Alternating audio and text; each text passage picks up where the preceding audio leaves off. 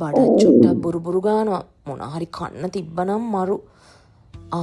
මේ තියෙන්නේ royal Arcade එක. ඉතින් රොයල් ආකේඩ් එක ඇතුළට ගියාම එක එක විදිහේ රෙස්ටොරන්ට්ස් තියෙනවා.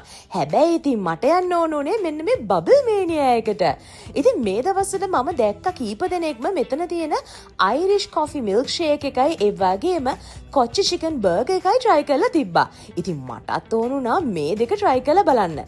ඉතින් බබල් මේනියා කියලා කියන්නේ මට අලුත් නුපුරුදු තැනක් නෙවෙයි. ඉතින් අවුරුදු ගානකට කලිනුත් මම මෙතනට ඇවිල්ලා මෙතන ෆුඩ් රිවිව්ස් එහෙම කරලා තියෙනවා. ඉතින් මේ තියෙන්නේ මම ඕඩර් කරපු අයිරිෂ් කොෆි මිල්ක් ෂේක් එක. ඒ වගේම තමයි මේ තියෙන්නේ කොච්චි චිකන් බර්ගර් එක. හොඳ කොච්චි පේස්ට් එකක් පේන්නම තියෙනවා. ඒ වගේම කොච්චි සුවඳයි මේක.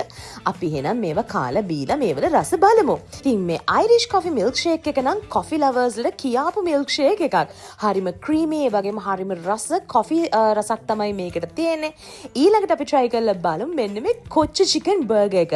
ඉතින් මේක ඇතුලේ හොඳ කොච්චි ෆිලින් එකක් තියෙනවා. ඒ කියන්නේ පේස්ට් එකක් වගේ එකක් තියෙනවා. ඒ නිසාම හොඳ කොච්චි රසක් මේ බර්ගර් එකේ තියෙනවා. ඉතින් ඔයත් මම වගේ කොච්චි දාපු කැම බීම කන්න කැමති නම් අනිවාර්යයෙන්ම මේක try කරලා බලන්න.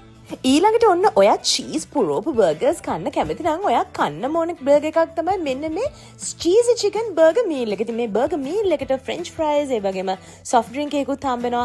ඉතින් මේ බර්ගර් එක චීස් පුරෝලා ක්‍රිස්පි චිකන් පුරෝපු රසම රස බර්ගර් එකක් තමයි මේ තියෙන්නේ. ඒ වගේම බෙවරේජ් එක විදිහට අපි තවත් try කරා මෙන්න මේ කුකී මොන්ස්ටර් ඩ්‍රින්ක් එක. මේක හරිම thick ඒ වගේම හරිම රසයි.